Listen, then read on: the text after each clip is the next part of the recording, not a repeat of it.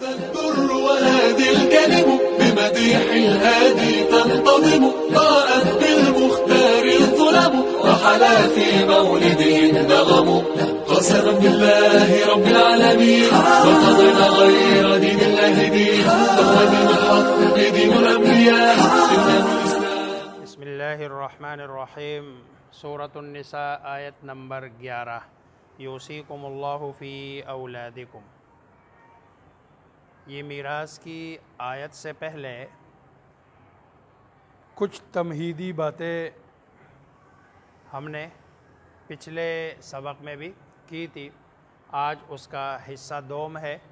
پچھلے سبق کو ایک مرتبہ پھر دہرا لیتے ہیں کہ کسی آدمی کے مرنے کے بعد جو اس کا مال بچتا ہے اس کو ترکہ کہتے ہیں. ترکے میں 4 حقوق ہوتے ہیں. ان میں سے جو سب سے پہلا حق ہوتا ہے وہ تجہیز و تکفین کا ہوتا ہے. اس کے کفن دفن کا انتظام ہوتا ہے.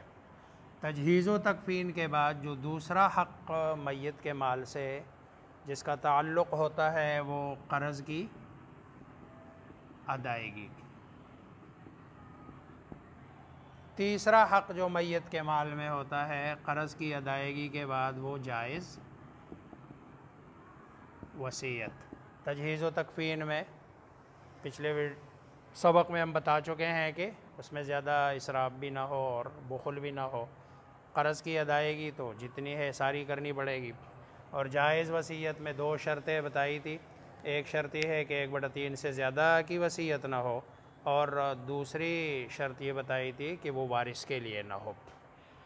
یہ 3 حقوق ادا کرنے کے بعد جو چوتھا حق آتا ہے وہ ہے ورثہ میں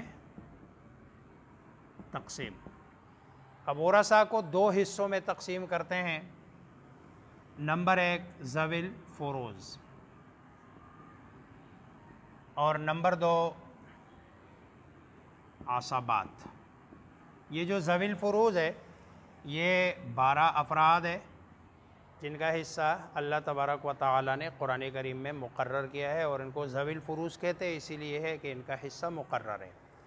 ذوی الفروض کو ان کا حصہ دینے کے بعد جو بچا ہوا ہے وہ سارا کا سارا یہ عصبات کو دیا جاتا ہے. لیکن عصبات میں جو سب سے پہلا میت کا قریب ترین مذکر رشتہ دار ہوتا ہے.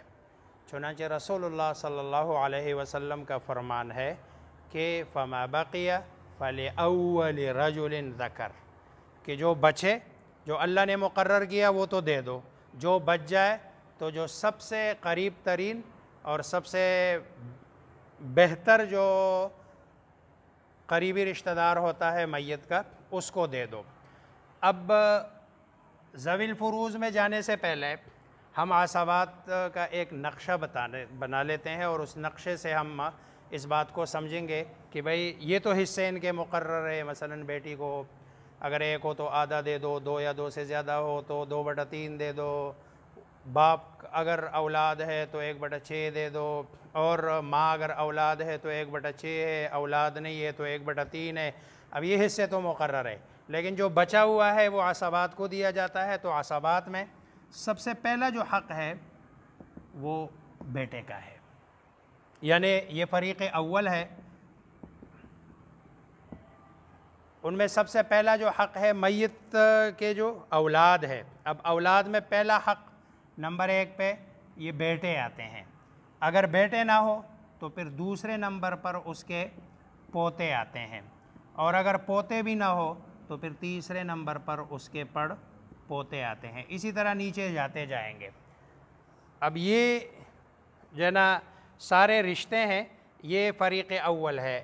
یہ نمبر 1 نمبر 2 نمبر 3 نمبر 4 5 اسی طرح نیچے جائیں گے. لیکن اگر فریق اول میں سے کوئی بھی نہ ہو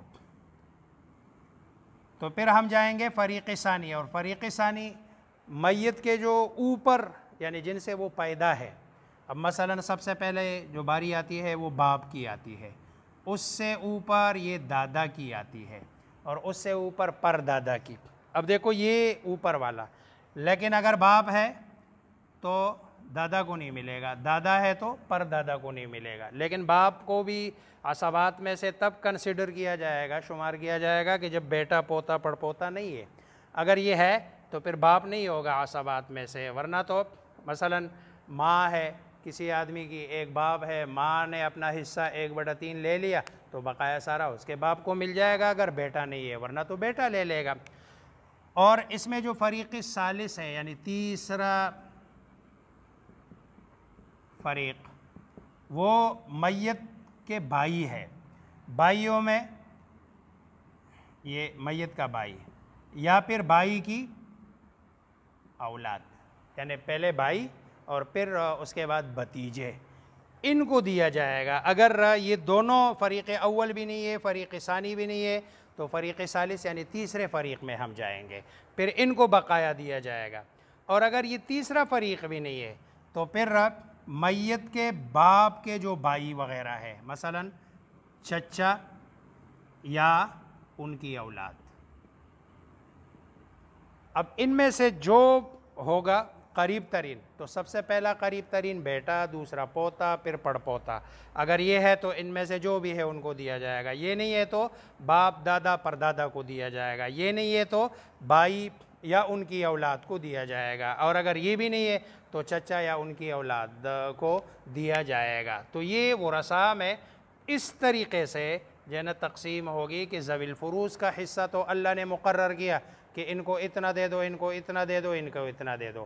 باقی جو عصبات ہے وہ رسول اللہ صلی اللہ علیہ وسلم نے فرمایا کہ جو باقی بچے ذوی الفروض سے، تو جو سب سے قریب ترین رشتہ دار ہوتا ہے میت کا، اس کو دے دو۔ اور قریب ترین میں سب سے پہلے میت کی اولاد کی باری آتی ہے، اور میت کی اولاد اگر نہیں ہے تو پھر میت کے آباء و اجداد کی باری آتی ہے، اگر آباء و اجداد نہیں ہے تو پھر میت کے بھائیوں کی باری آتی ہے، اگر میت کے بھائی بھی نہیں ہے تو پھر میت کے چچا اور ان کی اولاد کی باری آتی ہے۔ یہ 4 جو ہے نا صنفیں ہیں اور 4 جو ہے نا فریق ہے، انہی میں تقسیم کیا جائے گا۔ تو پھر یہ ذوی الفروض جن کے حصے ہیں، یہ قرآن کریم میں اللہ تبارک و تعالی نے یوصیکم اللہ فی اولادکم، اور اس کے بعد جو اگلا رکوع ہے اور جو ہے نا ایک سورہ نساء کے آخر میں اللہ تبارک و تعالی نے اس کو بیان فرمایا کہ ان کو اتنا دینا، ان کو اتنا دینا۔